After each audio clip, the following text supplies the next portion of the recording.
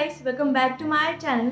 Guys, as a mother हम सब अपने बच्चे के साथ इतना ज़्यादा इन्वॉल्व हो जाते हैं कि हम अपनी केयर करना भूल जाते हैं। तो आफ्टर डिलीवरी हमें किन किन बातों का ध्यान रखना चाहिए, ऐसी मैं आपके साथ 15 टिप्स शेयर करूंगी।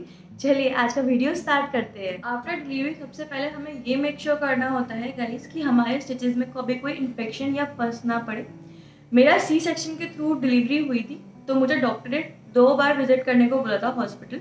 मैं जाती थी, वो मेरा टेप रिमूव करते थे, उसको डिटॉल के पानी से क्लीन करते थे एंड एक ऑइलमेंट था वो लगाते थे और उसके बाद फिर वापस से टेप कर देते थे। ऐसे उन्होंने मुझे 2 बार बोला कि ऑल्टरनेटिव डेज पे कि आपको आके हीलिंग करानी है। जब उनको लगा कि हाँ मेरे स्टिचेस अच्छे से हील हो गए हैं, तो उन्होंने मेरा टेप रिमूव कर दिया और उन्होंने मुझे ये इंस्ट्रक्शंस दिए कि आप 2 दिन बाद इस पर पानी डाल सकते हैं, बस सिर्फ पानी डालें, कोई भी साबुन यूज़ ना करें। साबुन यूज़ 3-4 दिन बाद करें और उसको एक साफ कपड़े से बिल्कुल ड्राई कर लें और ये मेक श्योर करें कि उस एरिया पे बिल्कुल भी स्वेटिंग ना हो। अगर आपको लग रहा है कि वो एरिया गीला हो रहा है तो आप उसको अच्छे कपड़े से बिल्कुल ड्राई कर लें और ठंडे में ही रहें। स्टिचेस के बाद गाइस हमें ध्यान रखना होता है अपनी मेडिसिन का। डॉक्टर जो है आपको ये प्रिस्क्राइब करेंगे कि आप 10 से 15 दिन तक फॉलिक एसिड और कैल्शियम लेते रहें। अगर आप अपने बेबी को फीड करा रहे हैं तो फॉलिक एसिड और कैल्शियम आपको तब तक कंटिन्यू ही रखना है। बट आप ये मेक श्योर करें गाइस कि आप रेगुलर मेडिसिन खाएं। अगर आपने किसी दिन में मेडिसिन स्किप कर दिया, आपने अपनी मेडिसिन बीच में छोड़ दी, तो हमारी जो बोन डेंसिटी होती है वो गिरने की बहुत ज़्यादा चांसेस रहती हैं। इसलिए मेडिसिन मस्ट है, प्रॉपरली वो लेते रहें। रेगुलर मेडिसिन के बाद गाइस हमें 3 मंथ्स तक प्रॉपर मैटरनिटी बेल्ट लगानी चाहिए। मैटरनिटी बेल्ट लगाने की मेन रीज़न ये होता है, जब हमारा बच्चा हमारे पेट के अंदर होता है तो हमारी जो बच्चेदानी है वो फैल जाती है, जिसकी वजह से हमारे जो ऑर्गन्स हैं वो अपनी नेचुरल प्लेस जो होती है, नॉर्मल प्लेस जो होती है, वो उसको छोड़ देते हैं। जब हमारा बच्चा हमारे पेट से निकलता है तो हमारी बच्चेदानी भी छोटी होनी स्टार्ट हो जाती है और जो हमारे ऑर्गन्स हैं वो वापस से अपनी प्लेस पे आने स्टार्ट हो जाते हैं। तो उनको प्रॉपर सपोर्ट मिले, इसलिए हमें बेल्ट ज़रूर लगानी चाहिए। मैटरनिटी बेल्ट के बाद गाइस हमें ये मेक श्योर करना है कि हमें 40 से 50 दिन तक लूपवार्म वाटर रेगुलर पीना है। लूपवार्म वाटर पीने का मेन रीज़न ये होता है कि जो प्रेगनेंसी के ड्यूरेशन में हमारे पेट पे एक्स्ट्रा फैट चढ़ा है उसको कुछ मेल्ट करने के लिए हमें डिटॉक्स चाहिए होता है। तो लूपवार्म वाटर एक डिटॉक्स की तरह काम करेगा और हमको ओवरवेट होने से बचाएगा। इन सबके बाद गाइस हमें ये मेक श्योर करना है कि हम 40 डेज तक रेगुलर मसाज लें। मसाज लेने का मेन रीज़न ये होता है, जब हम अपना बेबी डिलीवर कर रहे होते हैं तो हमारी बॉडी में बहुत ज़्यादा पेन बैठ जाता है, तो उस पेन से रिलीफ पाने के लिए हमें मसाज की ज़रूरत होती है। कई बार पूरी प्रेगनेंसी हमारी बॉडी भी काफ़ी स्वेल अप हो जाती है, बहुत सारे लोगों के पैरों में भी स्वेलिंग आ जाती है, हाथ पैरों में भी आती है, तो वो स्वेलिंग उतारने में भी हेल्प करती है मसाज। अगर आपका सी सेक्शन है तो आप ये मेक श्योर करें कि आप जब कंफर्टेबल हो, आप उल्टी तरीके से लेट सकते हैं तो आप मसाज कराना स्टार्ट करें। अगर आपकी नॉर्मल डिलीवरी है तो आप जब भी कंफर्टेबल है, एज सून एज पॉसिबल आप अपनी मसाज स्टार्ट करा सकते हैं। जब कंप्लीट प्रेगनेंसी हमें पीरियड नहीं होता है तो आफ्टर डिलीवरी हमें काफ़ी हेवी फ्लो होना स्टार्ट हो जाता है।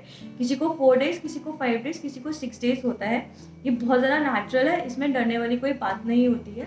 हमारा मेन कंसर्न ये रहता है कि अब हमें नेक्स्ट पीरियड साइकिल कब आएगी। तो 40 टू 50 डेज़ में हमारी नेक्स्ट पीरियड साइकिल बननी स्टार्ट हो जाती है। कई बार गाइस क्या होता है कि हमारी साइकिल बनती ही नहीं है क्योंकि आप ब्रेस्ट फीड करा रहे होते हैं अपने बेबी को। अगर आप ब्रेस्ट फीड करा रहे हैं तो आपका 4 टू 5 मंथ्स तक पीरियड स्किप हो सकता है। आप जैसे ही अपने बेबी को ब्रेस्ट फीड कराना छोड़ेंगे और आपको पीरियड रेगुलर आना स्टार्ट हो जाएगा। आफ्टर डिलीवरी आपने कई बार सुना होगा कि बेटा तुम्हारी अभी डिलीवरी हुई है तो अपना सर ढक के रखिए। सर ढक के रखने का रीज़न गाइस ये होता है कि हम जब अपना बेबी डिलीवर करते हैं तो हमारी बॉडी की जो गर्मी होती है वो काफ़ी हद तक कम हो जाती है, तो जिसकी वजह से हम अपना सर ढक के रखते हैं तो हमारी बॉडी की जो हीट है वो वापस से रीजनरेट होती है और हमें काफ़ी सारे इन्फेक्शन से दूर रखती है।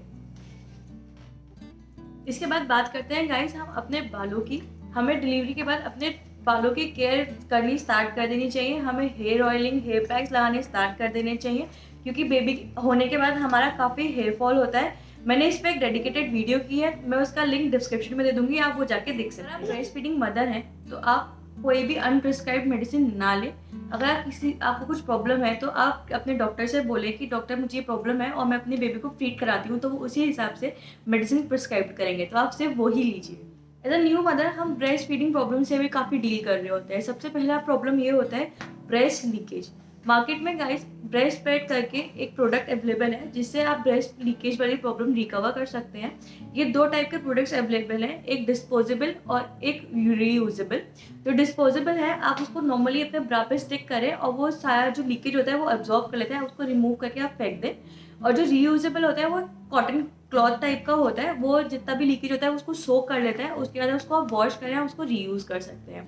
मैंने गाइस दोनों प्रोडक्ट यूज़ किए थे। मेरा पर्सनल एक्सपीरियंस ये था कि आप डिस्पोजेबल यूज़ करें, क्योंकि जो कॉटन क्लॉथ होता है अगर आपको ज़्यादा फीड होता है तो वो कुछ टाइम बाद वो भी लीक करने लगता है, जिसकी वजह से आप सेम सिचुएशन में आके खड़े हो जाते हैं। इसलिए मेरा सजेशन ये रहेगा कि आप हमेशा डिस्पोजेबल वाला ज़्यादा प्रेफर करें। एज अ न्यू मदर कई बार हमारा ये प्रॉब्लम रहता है कि हमें सफिशिएंट मिल्क नहीं हो रहा है, जिसकी वजह से हमारे बेबी का पेट नहीं भरता है और वो बच्चा हमारा चिड़चिड़ा हो जाता है।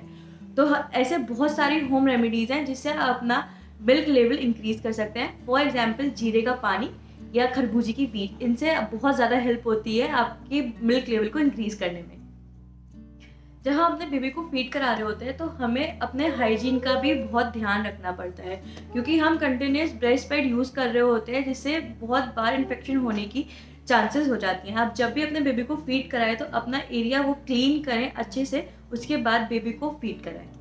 कई बार गाइस ऐसा होता है कि हमारे ब्रेस्ट में गांठें बन जाती हैं और वो बहुत ज़्यादा पेन करती हैं। ये इस रीज़न से होता है कि हमारा बॉडी जो है एक्स्ट्रा मिल्क बना रही है और हमारा बेबी इतना मिल्क नहीं पी रहा है। तो इसको रिमूव करने के लिए हमें कंटिन्यूस पंपिंग करनी पड़ती है अपने ब्रेस्ट की। जो हमारा एक्स्ट्रा मिल्क है वो उसको बॉडी से निकाल दे, जिससे कि गांठें ना पड़े।